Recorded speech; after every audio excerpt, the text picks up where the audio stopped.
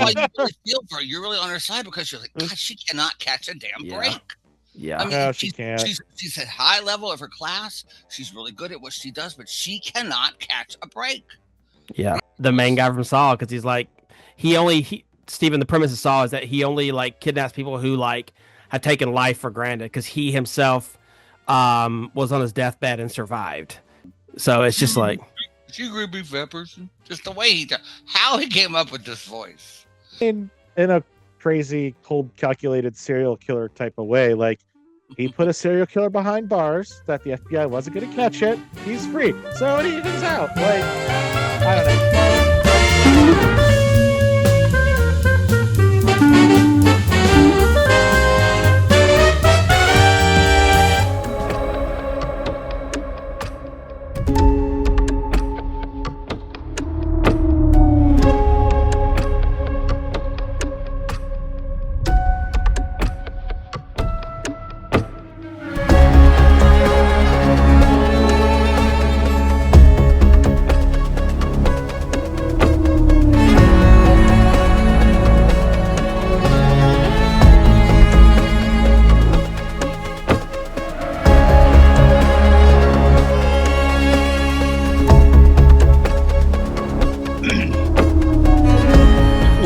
ladies and gentlemen, to the Chicago Cinephiles podcast. I am your co-host, Daniel. Join with me, as always, is James and Steven. Fellas, how we doing today? Good. Feeling very red today. It's a little warm here. A little warm. Oh, shut up. we have records here, record highs. Oh, I'm disappearing into the bridge. Oh, but God, it's probably pretty warm there too, am I right? Like 40s? Yeah, it was nice out. I mean, that's good. I mean, had a nice walk the other day. Yeah, I was like, you take that. Alrighty, well, thank you guys so much for tuning in today. We are doing the Silence of the Lambs. That was our winner from last week, so we are here to discuss that movie. And yeah, so without further ado, let's go ahead and dive right in. So, Silence of the Lambs, it was adapted from Thomas Harry or Harry's 1988 novel. It was released on Valentine's Day of 1991. What a great idea, huh? Wow, so romantic. That was totally on purpose. You know it was. Which I think is awesome, actually. Stars in the movie, Jodie Foster as Clarice Starling, Anthony Hopkins, Dr. Hannibal Lecter, Scott Glenn as Jack Crawford, and then Ted Levine as James Buffalo Bill Gumb. Do you agree, be a fair person? Just love that line so much. As a budget of $19 million, and it made over $272 million. So it made back its investment the first week.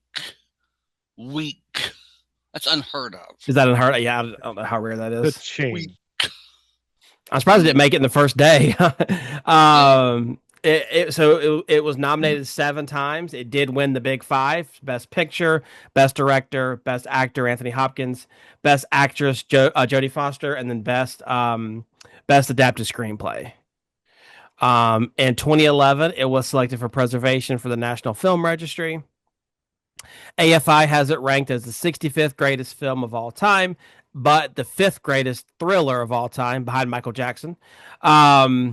And gotta get the dad jokes in. Thanks, Steven, for laughing, and James. We'll do our choreography afterwards, guys. Get ready.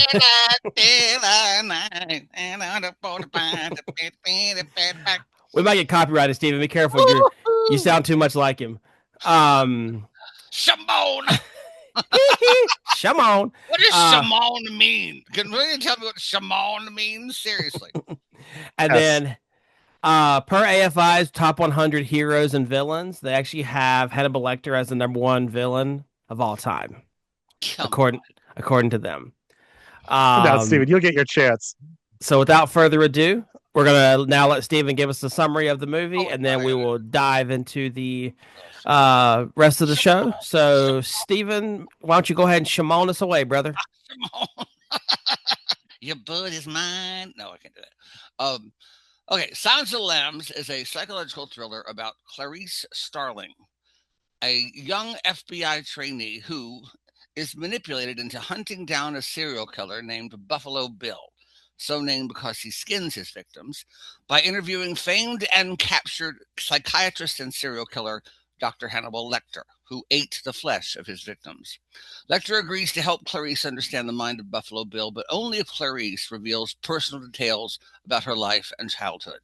Their manipulative quid pro quo conversations intensify, and Lecter provides cryptic clues to the identity of Buffalo Bill as the stakes are raised higher and higher after Bill captures and is preparing to kill his next victim, a U.S. Senator's daughter.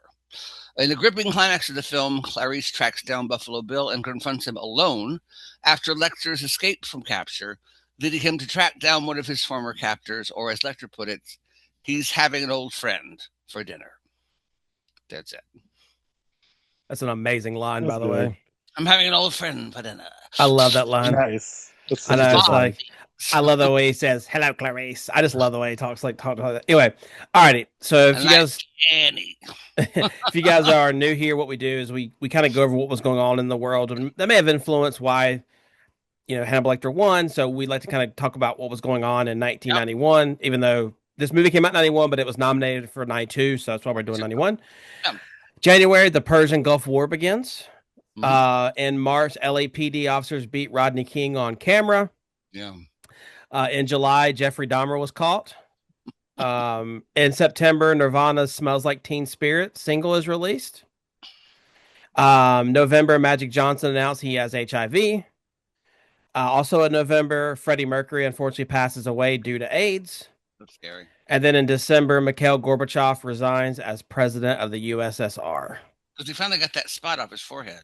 It was finally put some base over it. The only reason I'm laughing at that Rodney King thing, I have to share a story.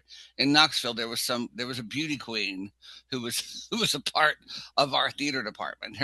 And so she was a former beauty queen, and she had a run-in with the police. So on the 6 o'clock news, right after the Rodney King beat, like maybe 3 months afterwards, she was a beauty queen, but they treated her like a king.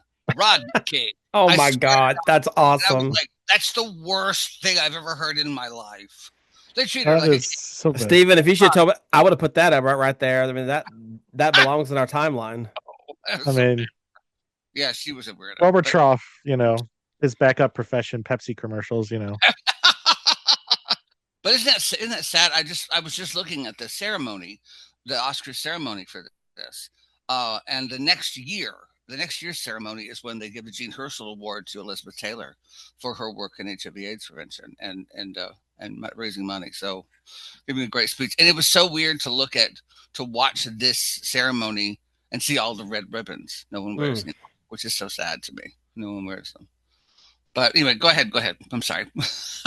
And on that happy note, let's share some, if we can, some fun facts for this here movie. What you got for us, James? So I don't know if there's any X-Files fans out there. But so Scully, Dana Scully, was based off of the character Clarice. And I could see that. So like he loved the creator Chris Carter loved the movie so much he made the character Dana Scully. And in the tribute to the last season in X-Files, in the 9th season, The Truth, Scully visits Mulder in the jail and he tells her, "I smelled you coming, Clarice." Oh, that's funny. Gross. Oh my God. Well, let me see. I mean, I've said this to Daniel, but around 17 minutes in, when Jodie Foster says that the first meeting of Hannibal Lecter and Clarice, Hopkins' mocking of her Southern accent was improvised. It came out just in a take, and she felt personally attacked. But she later thanked him for generating such an honest reaction. I kind of have a problem with her Southern accent in this movie, but every time I hear her talk, I hear Roger from American Dad, because he does like, "Don't you put that high-powered perspective on yourself, Dr. Lecter?" That kind of thing. It just, there's something about it's a little too much, but this movie is a little too much, quite frankly, I think, in ways. But she gives a really incredible performance, I think, in this. Is Judy Foster Southern? I don't think so. Is Judy Foster? No. Okay. No. I was just wondering. You got a pass because she was Southern. So I don't know. I don't know if that's how it works with with the Southern people when you get portrayed. Well, Um, I'll think we're all Georgian. They'll talk like, "Oh, my stars and garters," all that kind of stuff, which is stupid. uh, what I found interesting, no dummies were used for the dead victims What? yeah, except for the old limousine. In the old limousine, that's where that was a dummy with the head. Wow. Um, but the rest of the victims were photos, and they did all of the painting, all of the makeup, and all of the effects. So it looked like that was a live actor taking those photos, and it's like, well, makeup time and Wow. taking Shut photos. So up!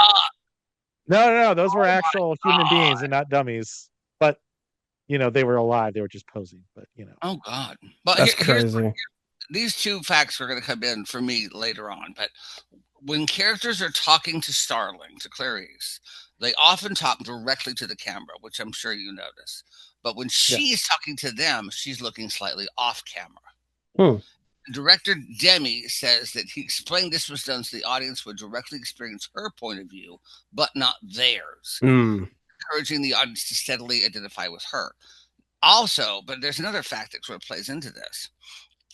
When Demi first filmed the scene with Lecter and Starling meeting, Anthony Hopkins convinced him that Lecter should be looking directly into the line of the camera as it passed his line of sight. He felt that Lecter should be portrayed as knowing everything. Yeah. And he said Anthony Hopkins also said that Lecter he played Lecter similar to Hal in 2001. Highly complex, highly intelligent, highly logical killing machine who knows everything going on around him.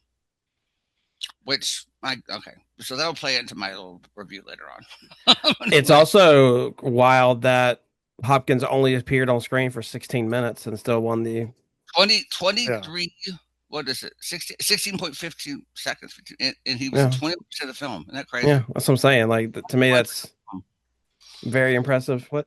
Oh, and I love this. The first moth cocoon found in one of the victim's throats was made of a combination of Tootsie Rolls and gummy bears and could be edible if swallowed. Why didn't they sell that as a tie-in? Wouldn't you have bought that? You go to the movie theater, you get your little candy or like the bug candy. uh, They would totally do that these days. They would Oh, totally do. 100%. Yeah. but I know this is towards the end of the movie, but I do want to bring this up because like I enjoy kind of I like cinema like shots and all that stuff. So Uh-huh. like the end credit where like it goes over like he says final line, I'm gonna have somebody for dinner, and then goes into the street. Yeah. That is one of the longest continuous takes on shot on film, clocking at just under 5.5 minutes. It's also a rare Wow. example of a modern movie showing not a black background in the background. So Wow. Interesting. Because they do yeah, that. They do that, but not to the length of it. I remember in Tootsie, they're walking off at the end of Tootsie onto the street having I'm conversation. surprised. Was it 1917? That long shot at the very beginning wasn't longer than 5 minutes. Mm-hmm. But yeah. I think well, I know it is, but they may have cut it at some point. But all right, that's great, guys. Thanks so much for the facts. I know it's hard to give facts to a fun, to a movie like this, but here we are.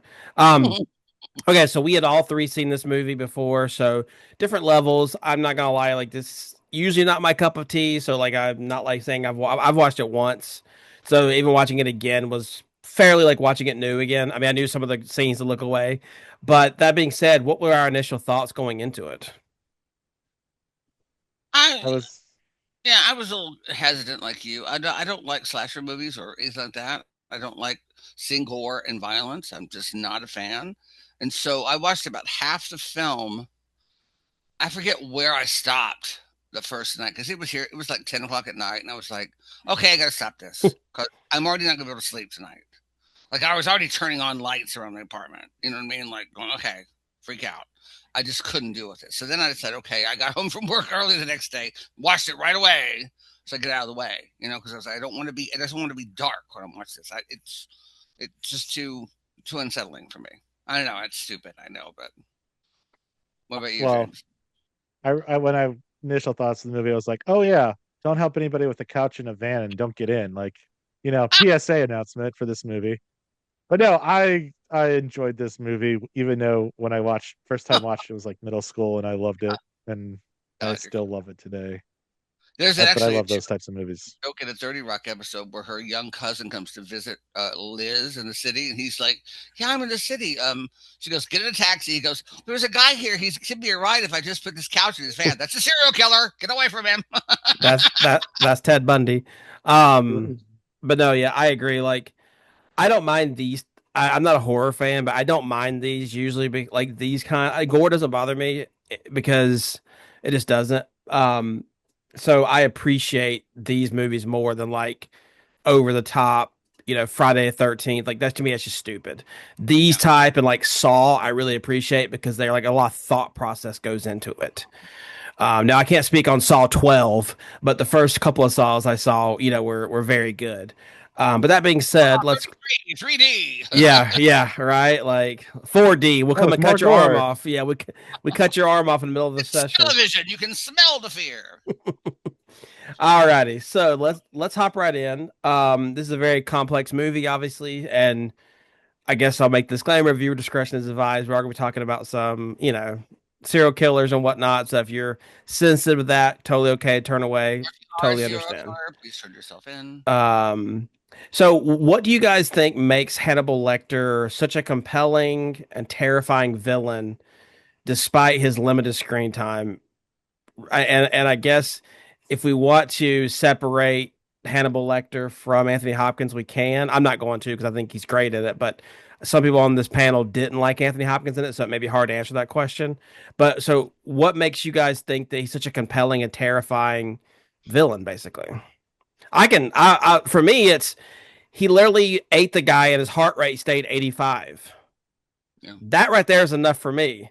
Like, I get nervous over anything. You know what I mean? Like somebody knocks at my That's door and I told, instantly get nervous. that's told to us. That's not shown Well, to us. yeah, but that's what to me that's what makes him terrifying. And when he's calm the Well, entire time, like he's just never calm. Anger and calm scare me so much more than someone raging on me.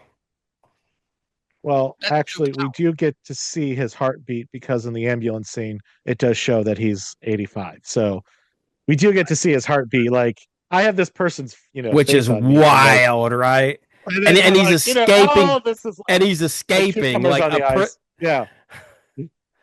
No, the reason I think he's so compelling is you're right, that quiet rage. That's more unsettling than like somebody like outburst. But what I think is great about it is, I know Steven might differ on this, but like Anthony Hopkins actually went in and sat on murder cases with serial killers. He did all that stuff. He was there. So I get it. And then so like he is doing kind of the source material for it. Like he did study it, and like the FBI helped a lot with this movie. hmm So they had a lot of like hmm case stuff to pull from. So like I think that improved it. And like at this point, like serial killers in movies, you don't really get a cold, calculated serial killer like Hannibal Lecter until like this movie. Before they were a little bit more cartoonish, a little over the top, like Jason and stuff like that. They were all over the top. And This is Buffalo like Bill. the first, I'll be honest. Buffalo yeah, Bill's way over the top. Yeah, yeah. yeah. So that's why I think he's such an effective See, and film. I think that's why I don't like this performance. I think knowing where the camera is going to be as the camera walks into your line of vision, I think him being so controlled here's what I think about this movie: his performance, and about so much of the direction of this movie. It is just 2 shades away from camp, just 2 shades. And that's why there's a musical version of this that you can see the Lego performance of on YouTube, which is brilliant, by the way, brilliant. you know, you know, but that making lotion in the basket. It's just like crazy good. But that's why this could be transferred into musicals so easily. It's just, I mean, I'm watching this going, you just turn that up just half a degree, and it's camp, and its purest form, and even like the close-ups that Demi does in this movie are just a shade too close, so that you see teeth and ways, and people are kind of smiling too much, and even and them addressing the camera so much, just too close to the camera, it just made me go, this is just pushed a little too far. Even to the point that when I was watching the opening credits, I was like, the black, bold opening credits? God, you want to push the point a little bit farther? I mean, good Lord. That annoyed me. Like it just, and I think that there's just something about, there's no nuance to this performance from Hopkins. Zero. None. It's all calculated. And I see the strings all the time. But that's a And serial killer.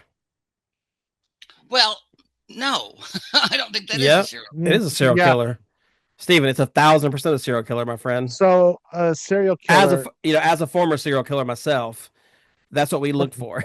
You know what I mean? But we can't, this blanket, but it's just too much to me. It's just too much. And I guess If you ever watch like interviews of Jeffrey Dahmer or anybody, watch Mindhunter. It's all this is exactly how they talk. but see, They are all the that, smartest person in the room.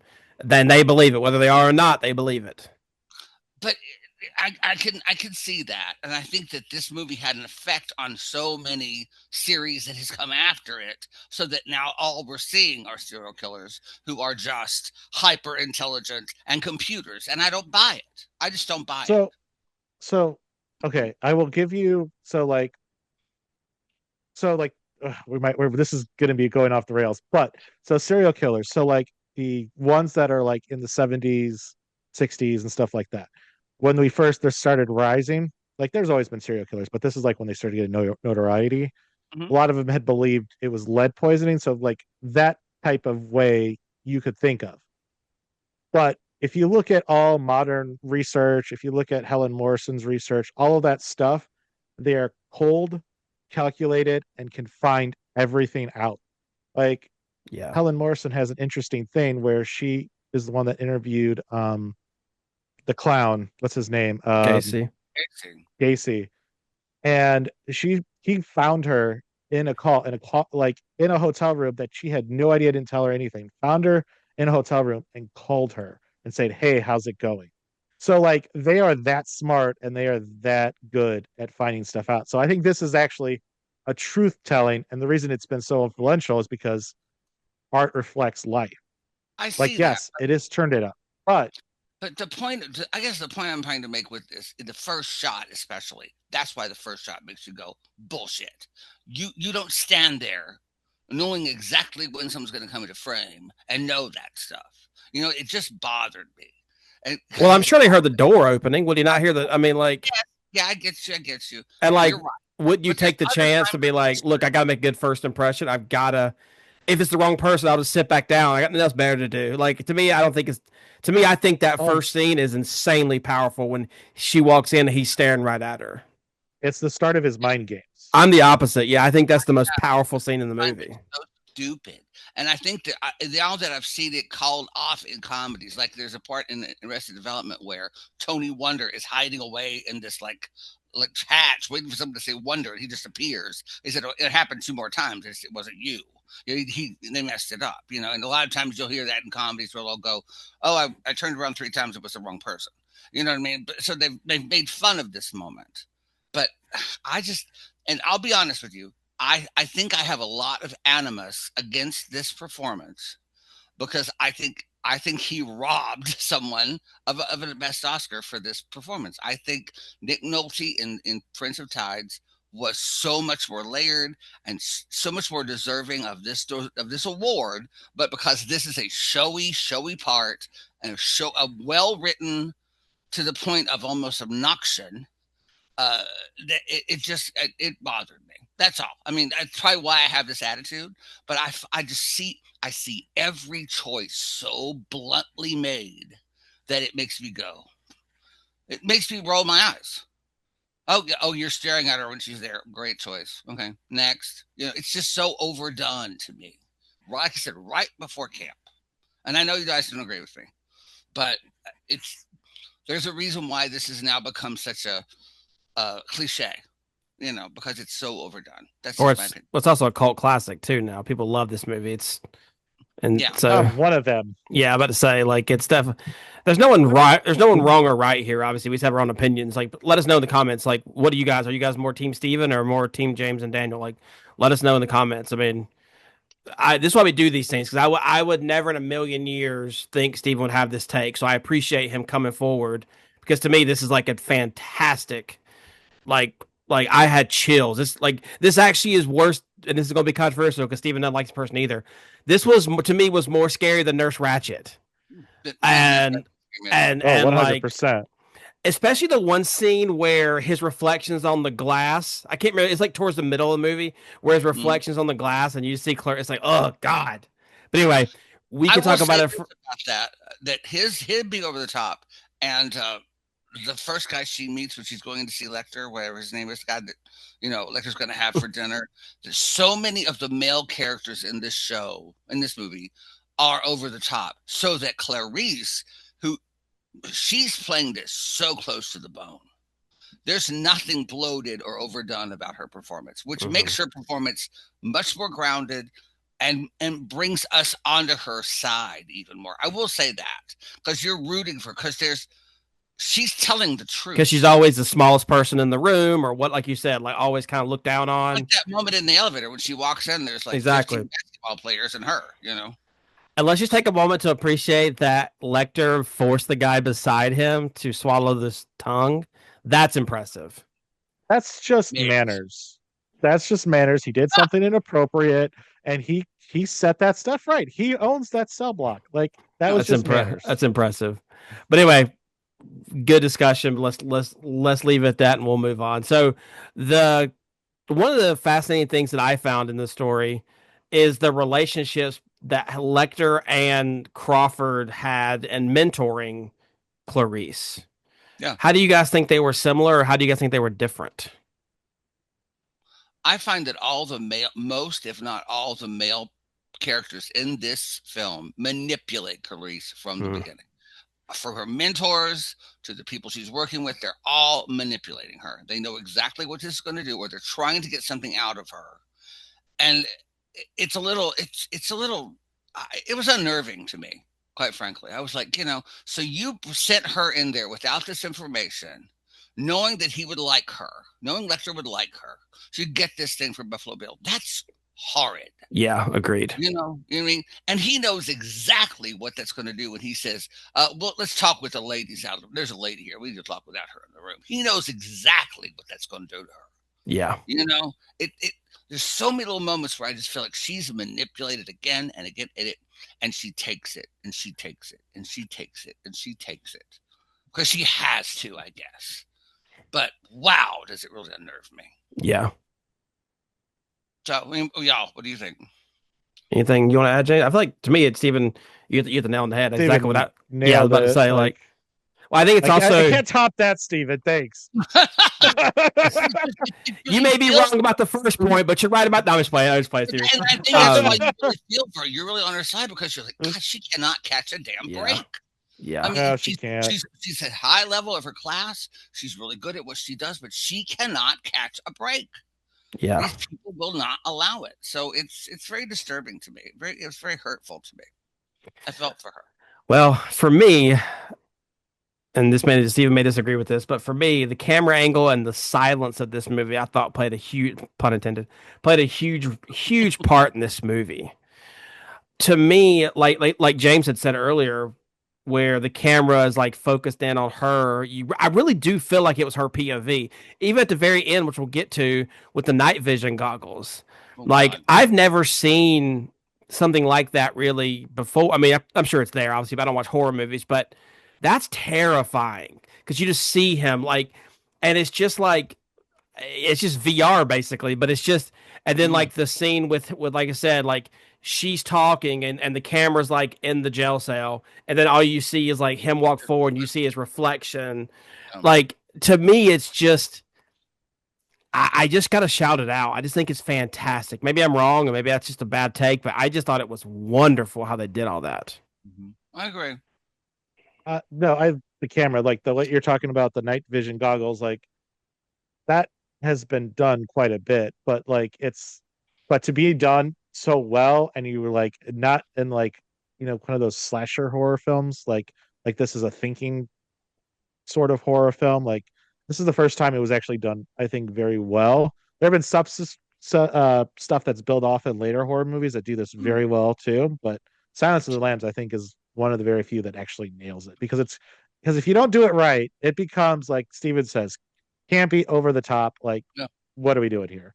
And you Right. also So don't know, like a typical slasher film, they're trying to kill the person. You don't know if Buffalo Bill's going to kidnap her and use her for, put her in the well for the next 6 weeks. Like, Yeah. that's the she's part you not don't size know. 14. Yeah, yeah, right. Yeah. Thank God I'm not either, so I'm safe. But yeah, no, it's like I'm gonna have a diet tomorrow. Oh god. I just got to give a shout out because I just really appreciate, like, to me, that because, like, as a fan, someone who doesn't watch horror movies at all, like, this is literally probably the only horror movie I've ever watched other than Saw and like the classics like Halloween and stuff. Like, it was very unnerving because of all of the angles, even the angle of like him beating the police officer in the Oh jail yes, cell. that's exactly what I flashed to when you Yeah. said I that. mean, it's just like, oh God, yeah, Or like some of my favorite lighting is when they have him in like the first prison cell. And like he is just sitting there in the dark, and like you can see the silhouette of him. Like, I don't know. It's just I think the lighting is done very well. it's done so well. Um, cool. So then we will. So then, why do you guys think that Lecter begins to respect Clarice and says he'd never kill her? Do you actually believe him? Totally believe him. Because she's been honest with him. When Yeah, he's asked her to be honest, she's been honest. Despite being warned, don't tell him anything personal. agreed. She's given and she said it with such a not ease, but that's the only word that's coming to my mind. She really is honest with him. And he can tell. He knows. We all know. We feel it. When Yeah, she slightly pulls back from telling the truth, you feel it in her performance. And when she gives freely. And she gives and lets it all out because she knows it's the only way. But she's been blatantly honest with him. And he respects that. He respects, honesty, and he respects politeness. you know, politeness. Well, He hands her the towel and she's all dripping wet. It's so nice. I think he was like I think he also appreciates how intelligent she is because like he hmm put a little The trick anagram. and like yeah, also the with the Your that anagram, line where she doctor. yeah. So like she figured it all out. Like I think so he kind of got respect. Okay, she's smart and she's being honest. Let's have an actual conversation, see where this goes. Just for his pure entertainment. Yeah, I think he won't go after her. She will. He knows she No. will. You No, know. I I don't don't even think know. he I has don't a even code. know. I don't even know if she'll go after him Yeah. Doctor Lecter. because it's probably just like, well, I guess they have to eventually. But anyway, Did you see the sequel? I Have you seen? Red Saw Dragon I or saw whatever. I saw both of them. Yeah. I All saw right, Very good. Yeah. I've seen the TV show. I've seen a couple episodes of the TV show. It's pretty good. Hannibal was Um, weird. do you guys think that we end up rooting for Hannibal Lecter in the end? I'm totally okay with him going after that guy. Yeah. I'm He totally was a dick. Like like I know that sounds terrible because it's like, but I'm totally fine with that. especially in the press conference. My name is Dr. Chilton. Chil. Shut up.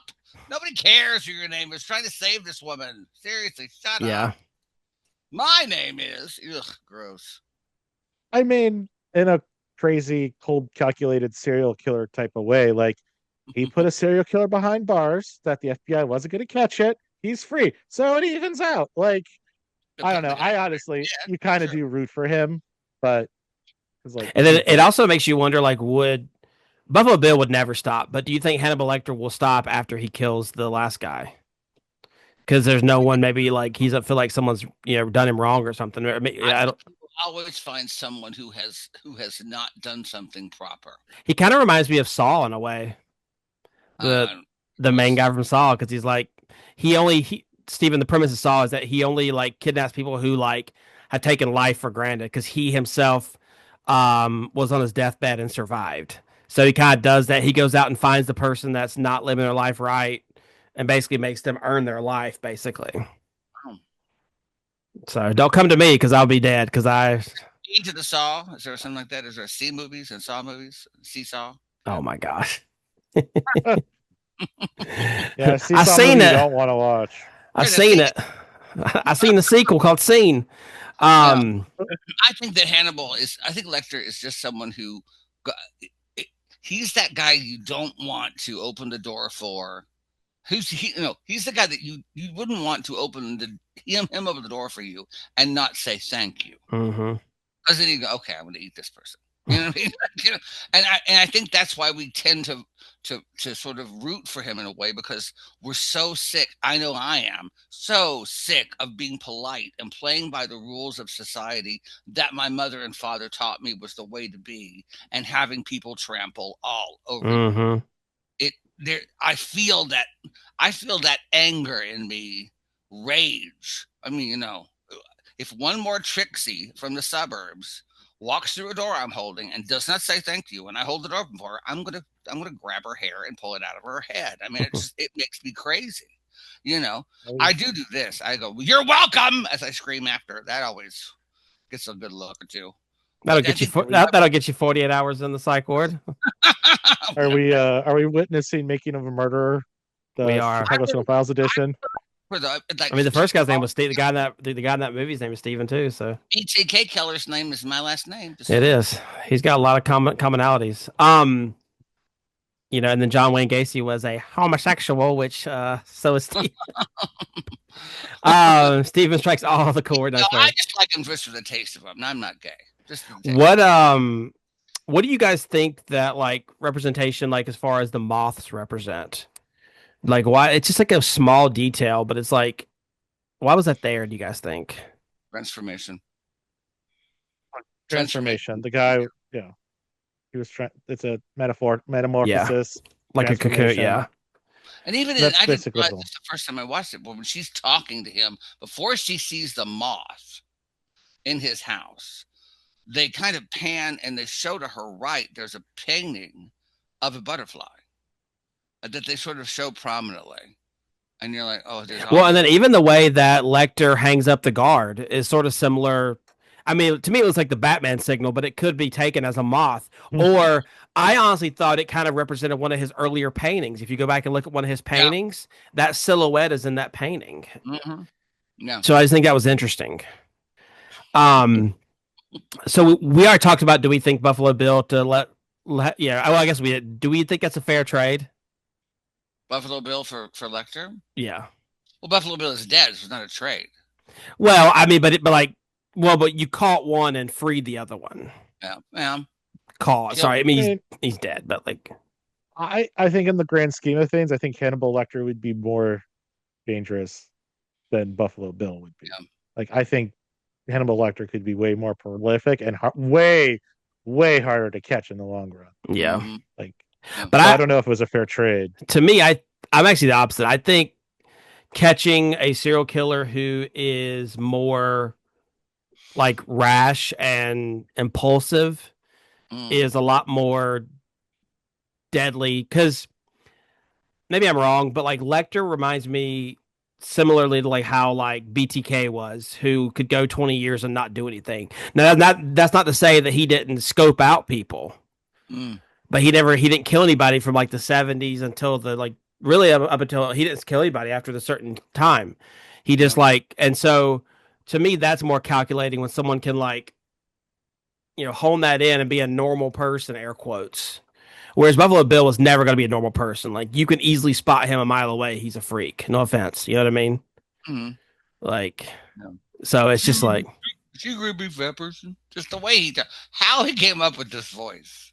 It's on par with the crazy voice that Bane uses in the third Batman movie, and then they'll give you my permission to die. Like it's the weirdest voice, and yet it works. I don't know why it works, but it works. You agree with that person? It just kills me. I think he's just trying to imitate, and that's what he thinks a woman sounds like. Never do. Yeah, I think he's trying to imitate what a woman. So, like when she's in the pit, I've never met a woman who sounds like that right there. Never. No, it's what he thinks. It's not what it is, but what he thinks. Like when she's yelling in the pit, he's trying to mimic the yelling.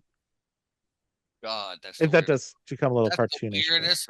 And kudos to that actress who plays the girl who plays Catherine Martin. Kudos, because that's a tough track to play, and she plays it to the hilt. That's tough to be in that emotional state Yeah. and do that performance. That was not recognized as it should have been. That's a really great performance from a co-star for the movies. Really great. And P.S. While I'm talking about Catherine Martin, she looks like she's working at the Dairy Queen, driving her Pinto, living in a crappy apartment, and she's a senator's daughter. What? Like you see that crappy Times were apartment? different, Steven.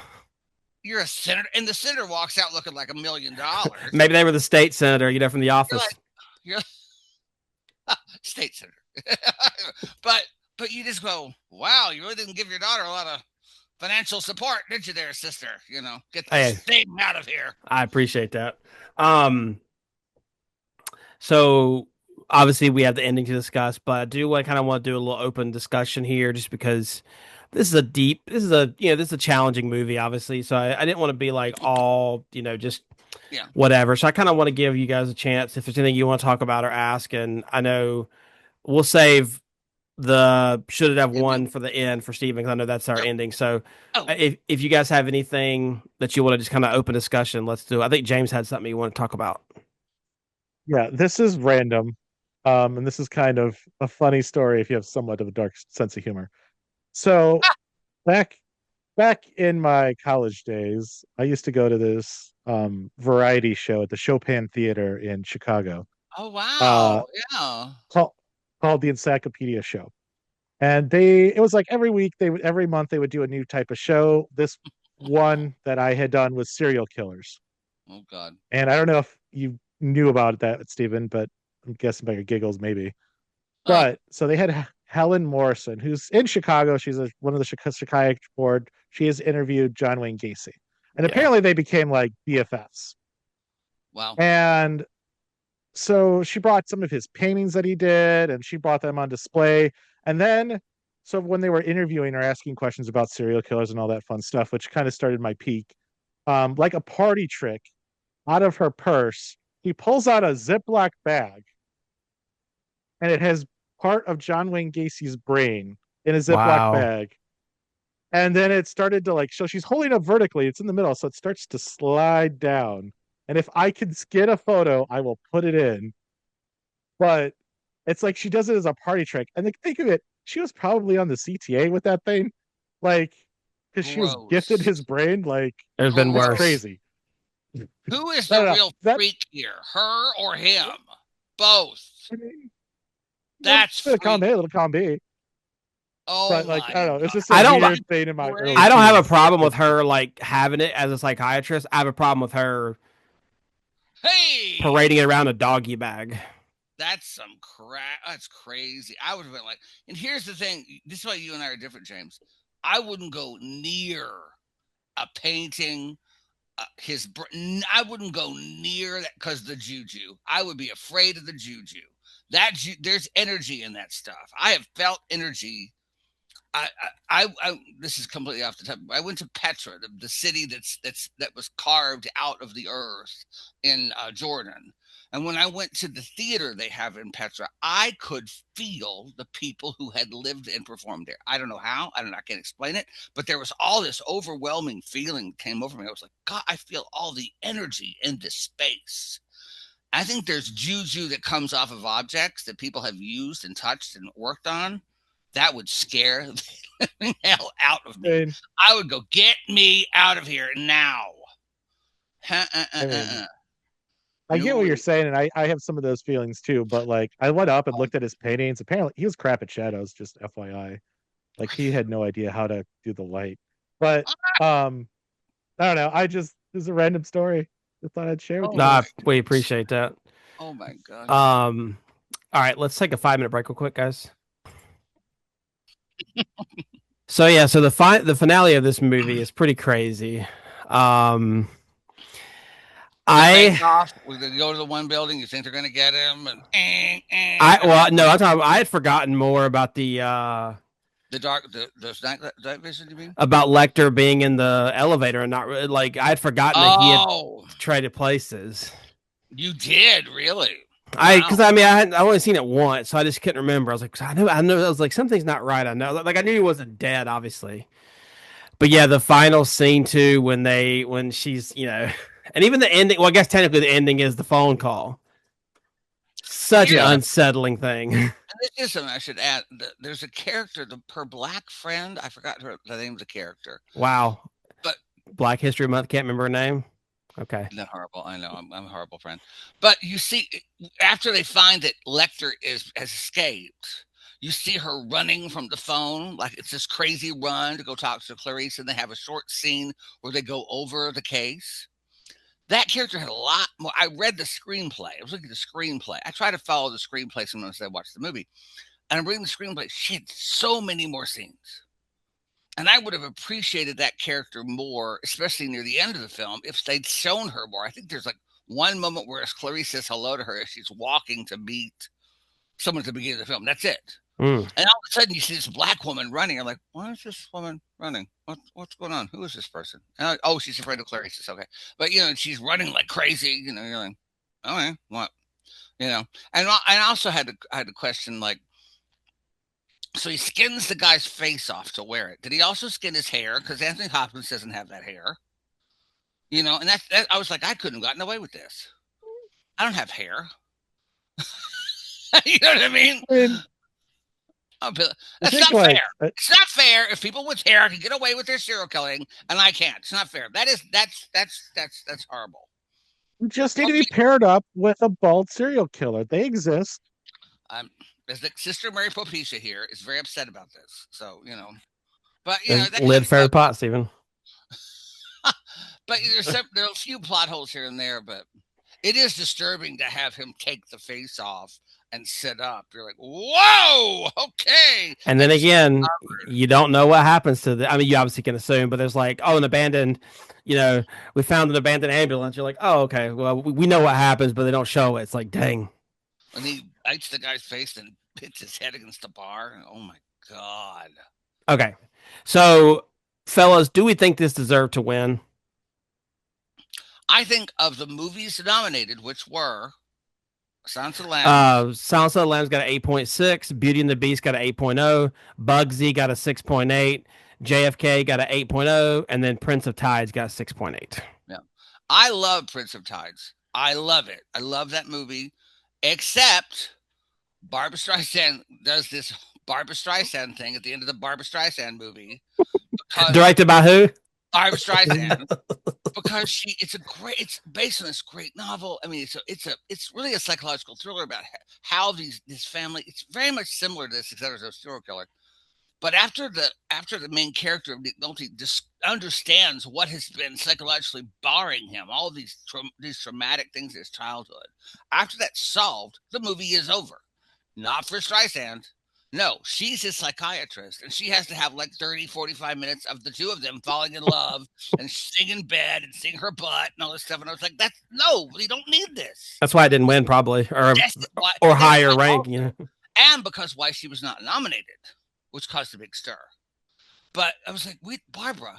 There was I think it was in Mad TV when she first got married. A Mad TV reference in 2026. I love this. They did this thing because it was all the celebrity sex tapes were big. They did the Barbra Streisand celebrity sex tape. Oh God! Barbra Streisand presents Barbra Streisand in a Barbra Streisand production starring Barbra Streisand.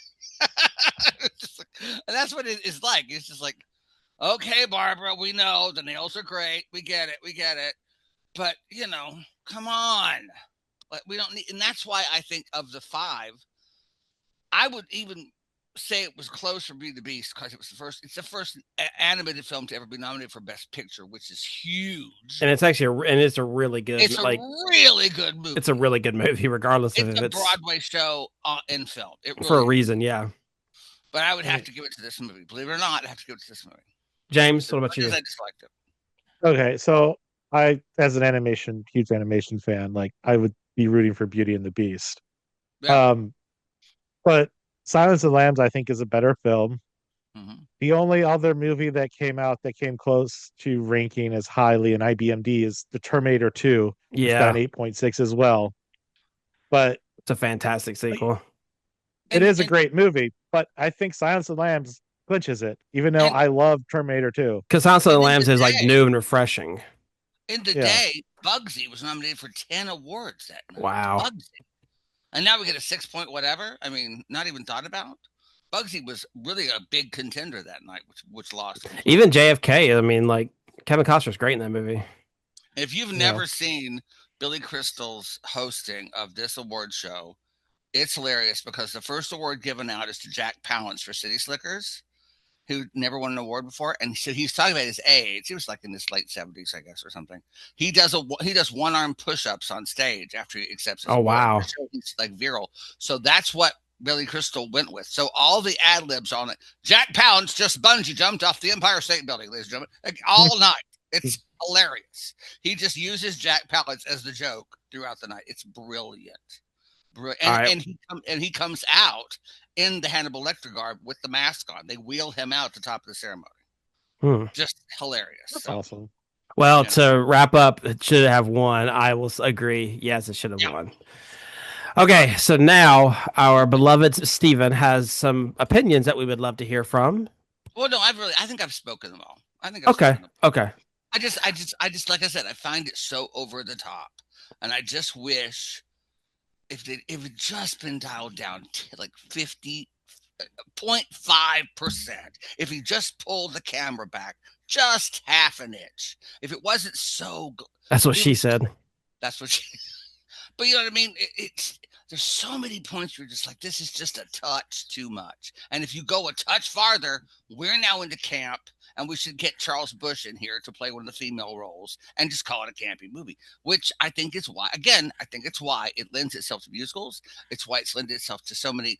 It's why Billy Crystal came out that way.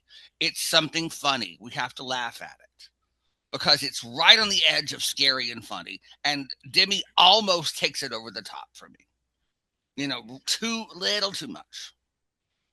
That's all.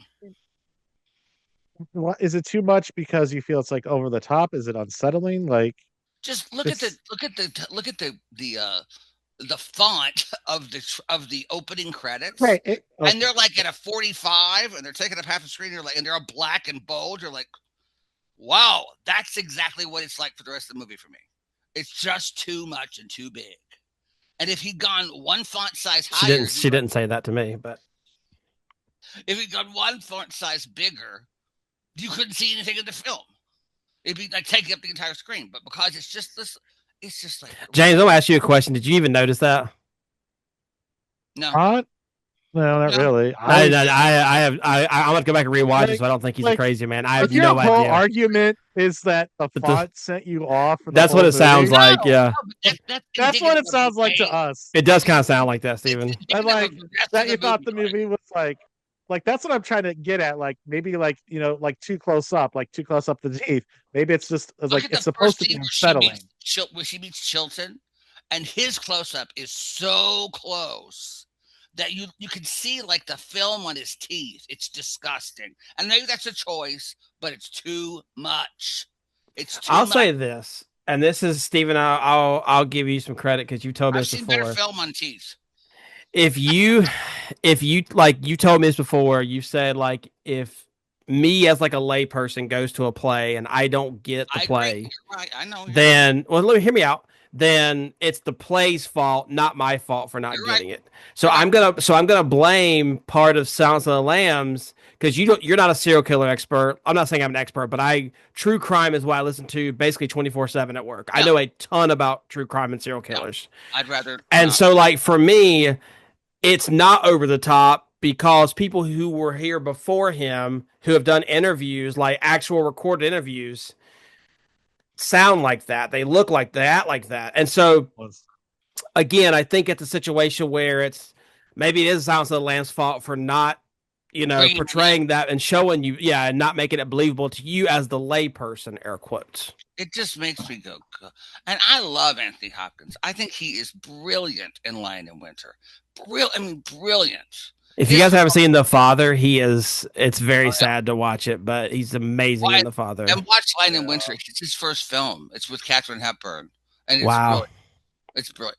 I'll say this: I performed. He plays the same role I played when I did Lion and Winter, and in a high school performance, people asked the cast, "Did you guys watch the movie before you auditioned?" And, oh no, I would never. Oh no, I would. Oh, I would. I said I did. They said what? I said yeah, I did. It's Anthony Hopkins. I'm not going to watch what Anthony Hopkins does in this movie and steal it for the audition. I sure as hell did. You're damn right. And they're like, He's very good. am I cast? Yeah, I'm cast. So guess what? So I watched the movie. So, Well, we've had some pretty good, I feel like get it, Steven against the boys. I feel like we've had some good bangers last couple of weeks. Even though Steven didn't like Anthony Hopkins, but I think he liked the movie as I think he appreciated it. I think, yeah, she's great in this movie. And we've had a few good ones, but now it's time to bust out the wheel. I've jinxed us. I'm gonna go ahead and tell you that. I'm sorry, guys. Bust out. It's gonna be How Green Is Our Valley or whatever. It's gonna be Crash. God, I'm gonna crash out. It's gonna be a Nora. I'll quit the team. That's all there is to it. All right, let me know if you guys can see my screen. It's coming up We now. can see it. Perfect. Okay. I don't know why on the recording it like glitches. Like I was watching the it glitches a little bit. But like on here it's live, like it's live or whatever. All right, here we go. On the gay beret and he's oh God, hold me, James, hold me. We are watching 1990 Dances with Wolves. Not a bad movie. Okay. I've never seen it. I'll take it. So this movie was delayed because of Dances with the Wolves. They wanted to focus on promoting it as the last fun fact. Interesting. So this was actually supposed to be released the year of Dancing with the Wolves. 1990. Okay, well, good. And Dances with the Wolves has, I think this is Kevin Costner, one of his best roles in my opinion. It's a long movie though, so get ready. It's 3 hours long. Oh, God, I barely remember this movie. Just two out. We just. Well, it's only 3 hours and 1 minute, so it's just barely over. I will say they do so. Just so you guys are aware, it does a very good job, I think, of showing. I know we throw this word around a lot, but it does a very good job of showing representation of Native Americans, and it really does a good job of like humanizing them. I guess is the right way to say it. But anyway, yeah. So. Well, Grumpy Stevens never look forward to anything, guys. But if you've made it this far, we do appreciate you so much. Please do consider subscribing, liking, and also letting us know below who's right and who's wrong. Is it James? Is it Steven? Is it Daniel? Like, you can let us know in the comments who's right and who's wrong. But anyways, thank you guys so much for making it this far. And like I said, this is Chicago Cinephiles Podcast signing out.